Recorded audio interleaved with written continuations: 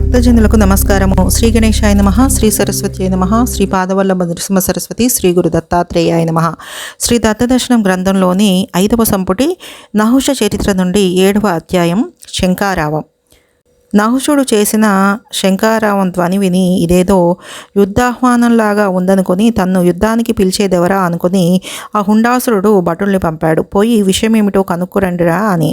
వాళ్ళొచ్చి నహుషుడితో మాట్లాడి తిరిగి వెళ్ళి హుండుడితో, దొర ఎవడో నహుషుడట, ఎవడో ఆయువనే రాజు కొడుకట, నిన్ను చంపడానికి వచ్చాడట అని కుండలు బద్దలు కొట్టినట్టు చెప్పారు. ఆయు కొడుకు అనగానే వాడు ఉలిక్కిపడి, ఇదేమిరా, నేను అతన్ని చిన్నప్పుడే పలహారం చేశానే, ఇంకా ఆయు కొడుక్కి ఆయు ఎక్కడ మిగిలిందిరా బాబు, ఇదేమో నా ప్రాణాల మీదికి నిజంగానే వచ్చినట్టుందని కంగారు పడుతూ భార్యని, సైరంధ్రిని, వంటవాడిని అందరినీ పిలిపించి విచారణ ప్రారంభించాడు.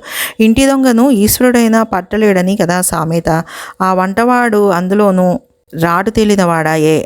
ఆ బొట్టోడి గుండెల్లో మాంసం పీకేసి నీకు ఫలహారంలో వేసి మిగిలిన శవాన్ని విసిరేసి అవతల పారేశాను ఆ రోజే అని నదురు బెదురు లేకుండా కంగును చెప్పాడు. హుండుడికేమీ పాలుపోలేదు. పైగా ఆ వంటవాడే అందుకున్నాడు మళ్ళీ. అదేంటి ధర, నువ్వే అట్టా బెదురుతున్నావేంటి? ఈ దేవతలు మహామాయలోళ్ళు, వాళ్లే వాడికి మళ్ళీ ప్రాణం పోసుంటారు. అసలు అదంతే కదా. కానీ కాలం వస్తే చచ్చినోళ్లే బ్రతుకుతారు, బ్రతికినోళ్లే చస్తారు ఢమామని. అయినా ఆ ఇంద్రుణ్ణి జయించినోళ్ళం, మనకు భయం ఏమిటి, జంకేమిటి?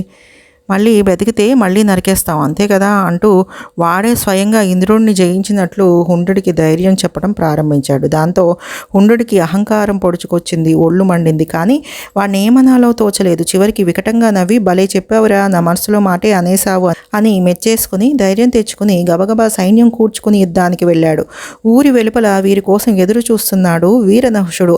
అతన్ని చూడగానే వీరావేశం పొంగి హుండాసురుడు సేనలన్నింటినీ వ్యూహాలుగా పురిగొలిపి నహుషుడి మీదికి తోలాడు. వాళ్ళు తోమరాలు, పరిగెలు, ప్రాసలు, పట్టిసాలు, పరుశువులు, ముసలాలు, ముద్గరాలు, శూలాలు, బల్లాలు, కత్తులు, కటారాలు, అంకుశాలు, కషలు మొదలైన విచిత్ర ఆయుధాలు పట్టుకొని పెడబొబ్బలు పెట్టుకుంటూ ఆయుధాలని దూరం నుంచే మీదికి విసురుతూ నహుషుడి మీదికి మూకమ్మడిగా వచ్చిపడ్డారు. వీర నహుషుడు అలవోకగా నవ్వుతూనే శరవర్షంతో ఆయుధాల్ని, ఆ రాక్షస వీరుల్ని అల్లంత దూరంలోనే తుత్తునియలు చేయసాగాడు. అందరికీ తలో నహుషుడన్నట్లు కనిపించసాగాడు. కొందరికి అతని జాటంకారాలు వింటూనే ప్రాణాలు ఎగిరిపోతున్నాయి. కొందరికి అతని సింహనాదాలు విని గుండెలు పగిలాయి. కొందరికి అతని శంఖారావాల వల్ల చెవులే కాదు పుచ్చలే విచ్చినాయి. కొందరికి అతని రథచక్ర ధ్వని వినగా అది తనమించే పోతోంది అనిపించి అక్కడికక్కడే గుండెలాగిపోయినాయి. ఇలా వారంతట వారే చావగా మిగిలిన వారు కొందరు బాణవర్షం వల్ల ముక్కలు ముక్కలుగా అయ్యారు, మరికొందరు నెత్తురు ముద్దలయ్యారు, మరికొందరు మాంసపు చూర్ణం అయిపోయారు. ఆ వీరసింహుడి విజృంభణ దాటికి తట్టుకోలేక అనతి కాలంలోనే అసుర సైన్య వ్యూహాలన్నీ చెల్లాచెదురైపోయాయి. కొందరు బెదిరి దిమ్మెరిపోయి యుద్ధం మాని పక్కకు తప్పుకోసాగారు. కొందరు చచ్చిన వారిలాగే నేలకు ఖర్చుకొని పడుకోసాగారు. కొందరు పిక్కబలం కొద్దీ పరిగెత్తసాగారు. అది చూసి హుండాసురుడు మండిపడి, ఒరే సన్నాసుల్లారా, పారిపోకండిరా, ఎవడ్రా మీకు పిరికి మందు పోసింది? యుద్ధాల్లో ఒకడు చస్తే మరొకడు పారిపోతాడంట్రా, ఇంటా వంట లేని పనిచేస్తున్నారా? అసలు మీరు గట్టిగా తలుచుకుంటే ఈ మానవుడెంతరా? మనం ఇంద్రుణ్ణి, యముణ్ణి, అగ్నిని, వాయువుని, చివరికి ఈశ్వరుణ్ణి కూడా ఎదిరించి గెలిచిన వాళ్ళం కదరా, మర్చిపోయారా ఏంటి? తలుచుకుంటే ఈ పోరగాన్ని అప్పడం నమిలినట్టు నమిలివేయగలరు మీలో ఏ ఒక్కడైనా. అయినా నేనుండగా మీకు భయమేమిరా?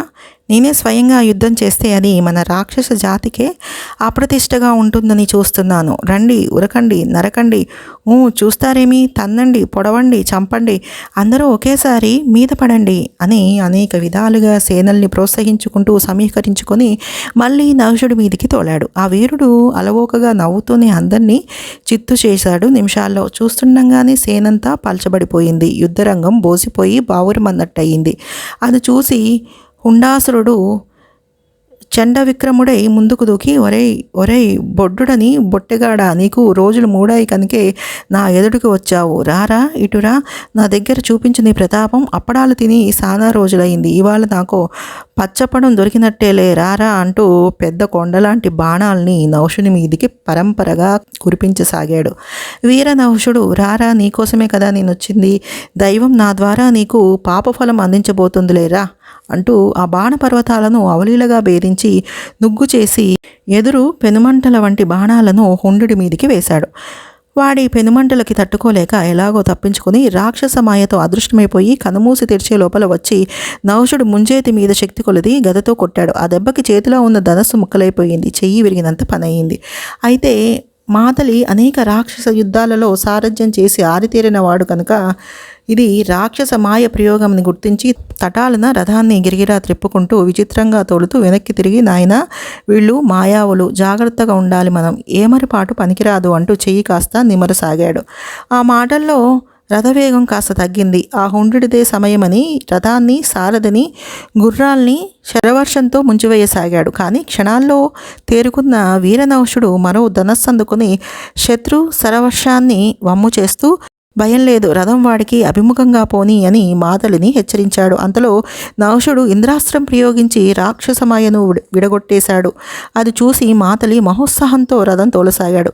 ఆ హుండు బండరుపులు అరుచుకుంటూ పిడుగులా గర్జించుకుంటూ మళ్ళీ మరొక రకపు మాయను పన్ని తాను కనిపించకుండా కొండంత శూలం ఒకటి చేత్తో పట్టుకుని మరో చేత్తో గొడ్డళ్ళు విసురుతూ ఘోరమైన యుద్ధం చేయసాగాడు.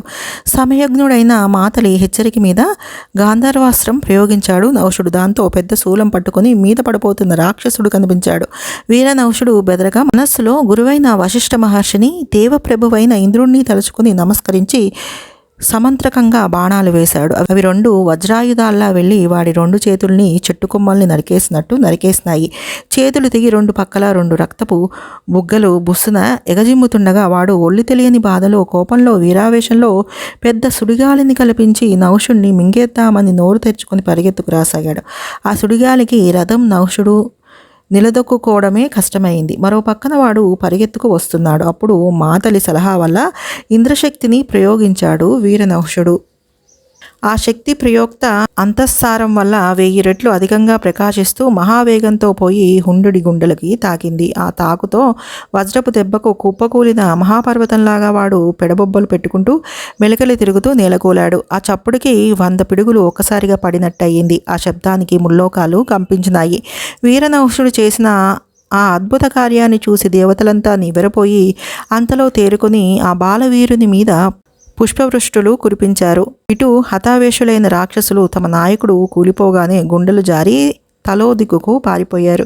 విజయశంఖాన్ని మహోత్సాహంతో పూరిస్తున్న నహుషుణ్ణి సిద్ధులు, చారణులు ప్రశంసించారు. గంధర్వులు విజయగీతాలు పాడారు. దేవతలు ఆశీస్సులు పలికారు. 7వ అధ్యాయం సంపూర్ణం. సర్వం శ్రీగురుపాదారవింద అర్పణమస్తు. శుభం భవతు.